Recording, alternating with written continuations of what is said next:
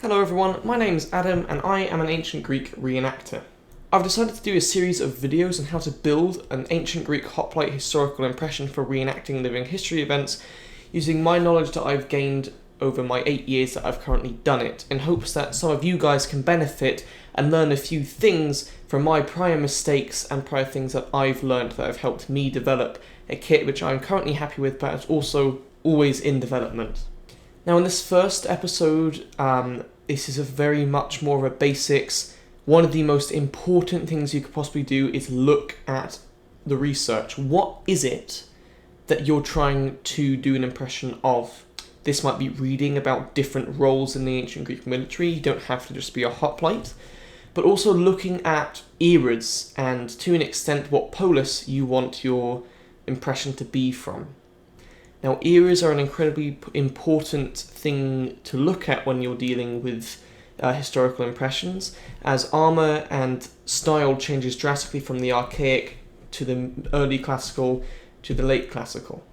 So what I encourage you to do is do your own research. Reenactors, on the whole, are very good at what they do in their impressions, and obviously they're very dedicated to the era that they reenact.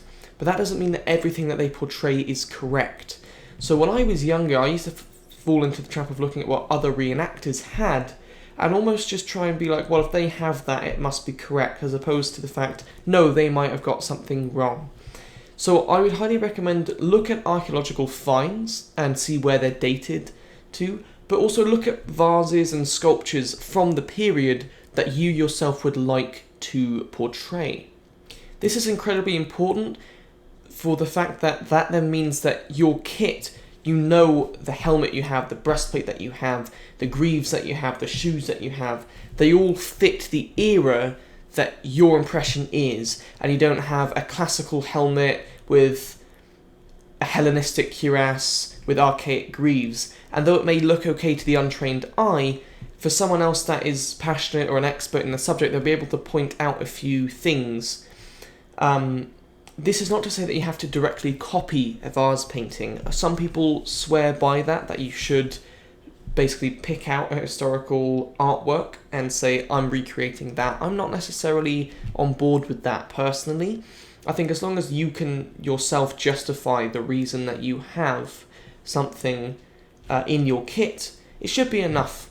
I actually personally made a mistake quite recently, which I'm quite annoyed that I've made, and I feel rather clumsy for making it, which is the fact that the cuirass that I have is dated more typically to the 4th century BC. So this got me sort of in a panic, because I was like, well, this means that my impression's not correct. So I did lots of more research, and I have found specific finds that date it to the 5th century BC, and eras that I date my panoply in, though it would have been less common.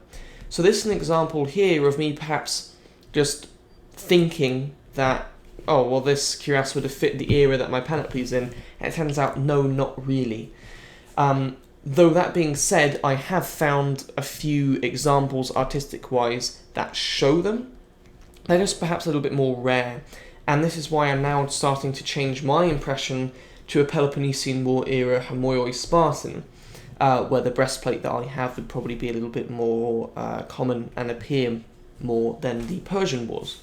So that's just an example there that I've had very recently, which is as research is such an important aspect of the kit. Now, I would also highly recommend, don't do the research by yourself, go on to forums. My favourite one personally is the International Hoplite Discussion Group on Facebook. There is a massive amount of expertise on that group, and people with far more knowledge than me, and I find myself resorting to that group a lot to help me figure out information, so don't be afraid to ask for help. You can ask me in the comments as well. I will try and answer as much as I can. I'm by no means an expert, I am just someone with a passion in the subject and knows a decent amount of it. I have a lot more that I can learn, and I'm always trying to learn a lot more about it. But it's very important that you know what you're reenacting, what you're creating, so that you can tell people, you know, I'm wanting to aim for a Spartan impression around the Peloponnesian Wars. Can you guys help me with the type of armour that might be commonly seen? I'm not a fan of the Pylos helmet, but what other helmets could I substitute to still fit that realm of my impression? And lots of people will be able to help you with that. Really, as a simple question to that, any helmet that was around in that period could be used as a Spartan, but that type of idea is you might have a few questions, and people like that are very quick and very nice to help answer that. So research is an incredibly important part of a historical impression, and at the end of the day, you can't really get into history without doing your fair share of research, as there is a hell of a lot to do. Researching can be a lot of fun, and it can be so interesting. And you might find that the impression that you go thinking that you want to, you then decide, actually, I'm not fully sure I want to do that, and you might decide to go down another path. Now, one of my other key pieces of advice that I can give to you, and this is actually what's encouraged me to create this series, I've seen people saying that they've spent a couple $1,000s on some armour, and it's really unfortunate, but it's not high enough reproduction really for historical living history. It's what we would refer to as costume armour, and it's a shame to me because someone has the passion and the drive, and they've spent their own hard-earned money to get armour, which unfortunately they're going to have to end up replacing later down the line. And this is where I wish I was more set on this when I first started 8 years ago, which is you don't have to fully buy a whole kit of full head-to-toe armour. Start out, and this is generally what I would 100% do if I was starting an impression now, start out with the bare minimum that I can have in order to have a historical impression. So I'd make my chiton, which I'll leave a forum page from Matthew Ampt, who you can also find on the Hoplite discussion group, on his ancient Greek clothing. That's how I made my chiton. I would start out with sandals, chiton, a helmet, possibly trying to make my own shield, or you can buy a shield and a spear, and that is a perfectly functional historical impression that you can have, and it's a lot cheaper than going full into buying linothoraxes or muscle cuirasses, greaves, fancy things like that. Is you can start off with quite a modest impression, and it can actually look like one of the best impressions at the event because you've taken a lot of care, and you've, instead of budgeting to spend $1,000 on a whole kit, you're like, okay, I can spend this budget that I have to get a really quite nice helmet, as well as some nice fabrics that are historically accurate, and this type of thing here. So I would also recommend learn to make lots of stuff yourself. You can't really go into reenacting and be able to buy everything. So lots of my kit, shields are a great way to start, in my opinion, is that you don't have to be a metal worker, you don't have to be a woodworker, and I've myself done a video on how to make a shield, which I'll put in the description as well, but you can buy them places, but it's a lot more money, and I find that when you put the time and the work into your own pieces, they actually mean a lot more to you because you yourself created them.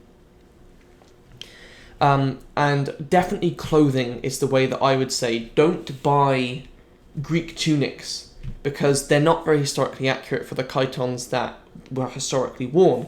And making them, you just need a little bit of sewing experience, and really you can make a perfectly historically accurate chiton. So that just about sums up for this video, which is do your research, find out what you yourself want to portray in your historical impression. Then once you have that, start with the bare minimum that you need. So shoes, clothes, a helmet, a shield, and a spear. You don't need a sword off the bat. You don't need any fancy breastplates or anything like that. You can have a perfectly good looking historical impression with the bare minimum. Because remember, hoplites were citizen soldiers who had to afford their own armour.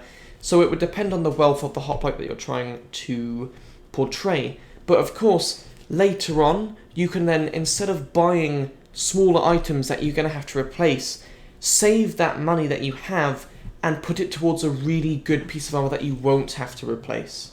I really hope that this series will help you. I really hope that it can inspire you and give you some aid where you perhaps are left in the dark and don't fully know where to start. And me 8 years ago, I was in exactly the same position. I made so many mistakes. So in the next few episodes of this series to come, I'm going to try and share more of my mistakes and experiences, and how I would personally try and tell me now, 8 years ago, how to start my own collection into the world of reenacting. So I really hope that this series will help you, and hopefully I'll see you in the next episodes. Good luck,